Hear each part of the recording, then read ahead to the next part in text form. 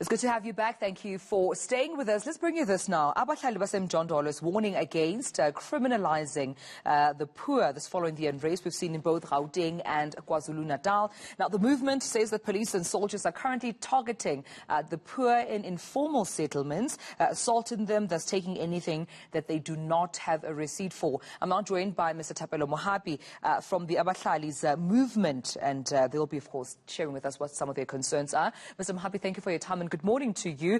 You're raising some concerns just in terms of warning against criminalizing the poor, and I'm sure this is due to the law enforcement agents that some of them we've seen on our visuals in the past couple of weeks, confiscating looted items. What is your concern and your worry at this time?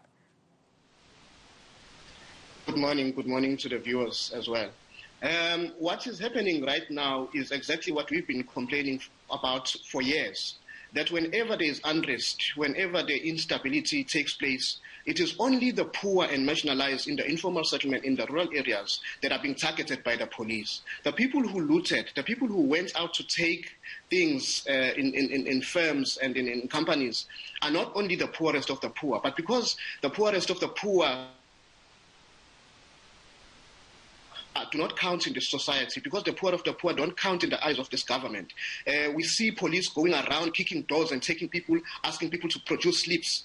Some of the items were not even looted. Some of the items that have been confiscated by the police were not taken during the unrest. Those were things that people kept. People can't even go to their rural areas to take things, food for their families, because they have to produce slips.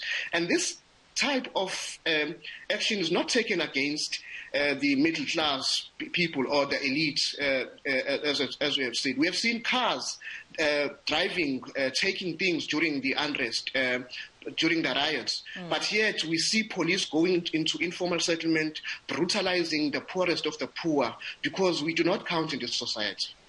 How do you think the police, the army can effectively, do their work without necessarily, enforcing some of, what you say is very much ill treatment against the poor, as well as, sort of almost discriminating between the poor as well as the middle class? Well, we have always called and said that the dignity of the people who are living in informal settlement, the impoverished, must be realized the same way as those who are living in the suburbs. So we are being brutalized in this way because we do not count in the society, and the treatment that we are getting is not the same treatment that you will get to anyone, because middle class people are assumed to be people who know their rights, and people who are living in informal settlement because they do not know their rights, and because their state of living is the same. We see the eThekwini municipality using the law enforcement to brutalize and demolish and ban people's homes during the evictions. The very same attitude has been carried out during this time, and we are saying that if a certain law in this country has put in place, it must not only apply to people, to impoverished people, it must also apply to the middle class, to the elite, and everyone who was involved in the unrest, not only targeting certain people. We are saying that if the law does not target the middle class, it must not always be that the poorest of the poor are the ones that need to pay the price. Yeah. As a movement, Mr. Mohapi, how are you assisting those who are vulnerable, those who are poor, who've had their homes raided, demanded to have produce receipts, because the truth of the matter is not all of us keep receipts even for things that we have purchased. Some of them are lost, some of them are misplaced, some are just thrown away. So if a member of the SAPS comes into my home and takes something that I did genuinely buy, how are you doing, or rather what are you doing to assist in terms of them perhaps even laying a complaint, laying charges, or just making sure that they do receive justice? Well, at this point in time, it has been a discussion at our National Council of the movement. We are looking at litigating this because it is unlawful for anyone to kick your door. It's an apartheid type of policing. So we are looking at, we are getting reports from our community members on the ground, and we are gathering all that information at this point in time. We don't want to approach people individually, but we want to approach this matter as collective and say that it can't be business as usual when the lives of the people who are living in informal settlement, when people living in informal settlement are the ones pay the price after the unrest. Yeah. We know what we know that it is not only shacks, people went out and took food in the shops, but we are saying, therefore, the poorest of the poor should not be a target whenever the police have failed, because the police have failed to prevent the unrest from taking place. The police have failed the government has failed to deliver services for the people. So the socio-economic conditions in the informal settlement force people to go out and take food.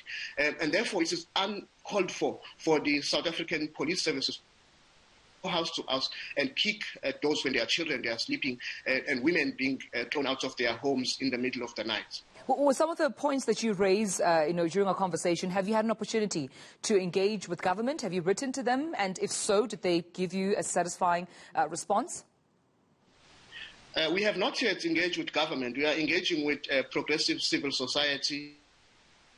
We are looking at speaking to the Human Rights Commission to actually try and find out if this can be stopped. Because we've, in fact, warned this prior from happening, before it happened, that it should not only be targeted to the poorest of the poor.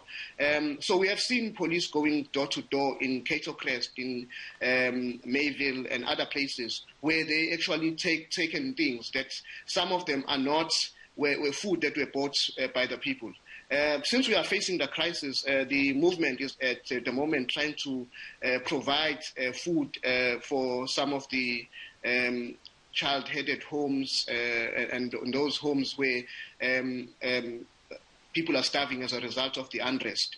However, we are saying that, in fact, I was brutalized with the deputy president of the movement while we were delivering food, bread and milk in Foreman Road in Terra State, where police came to us and thought that the food that we were having was looted, and they opened our boot and everything was splattered on the floor, which was food that was meant for the poorest of the poor. So we say it can't go like this. It can't go like this where police continue to brutalize people's lives, especially those who are living in informal settlements. All right. Well, thank you so much for talking to us this morning. Thapelo Mohapi, the spokesperson of Abahlali Basemjondolo's movement, raising concerns there around the treatment, the ill treatment they are concerned about regarding the poor, especially after the unrest and the looting, of course, witnessed in both Gauteng and KwaZulu-Natal. Thank you for your time.